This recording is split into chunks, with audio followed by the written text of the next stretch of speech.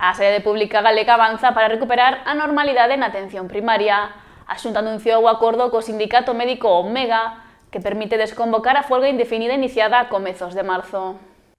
O conflito laboral provocou a suspensión de máis de 72.000 consultas en centros de saúde de toda Galicia, unha situación que, segundo a Consellería, comeza agora a reconducirse tras semanas de negociación.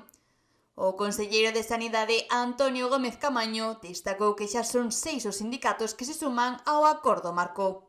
Dun pacto de fin de folga que hoxe queremos poñer especialmente en valor por varios motivos. En primeiro lugar, porque permite poñerle fin a un paro médico indefinido que, pese a ter un seguimento reducido, ao prolongarse durante tanto tempo, 15 días, supuso as suspensións de máis de 72.000 consultas nos centros de saúde.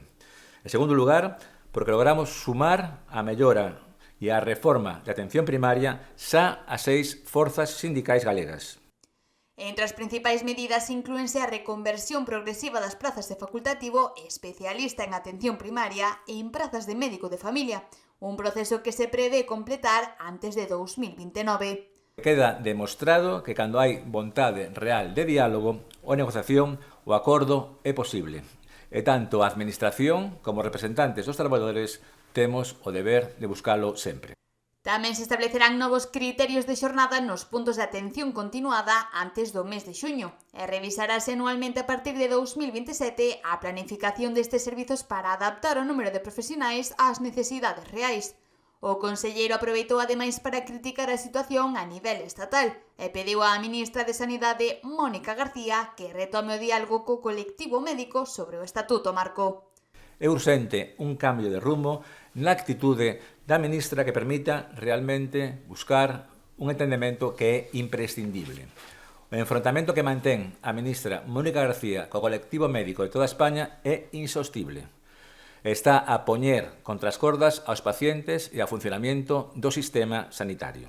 Segundo indicou o conselleiro, as movilizacións relacionadas con este conflito provocaron en Galicia a suspensión de máis de 177.000 actos médicos, entre operacións, probas diagnósticas e consultas hospitalarias. As folgas médicas contra o Estatuto Marco promovido polo Goberno Central supuseron xa a suspensión en Galicia de máis de 177.000 actos médicos, entre operacións, probas diagnósticas e consultas co especialista.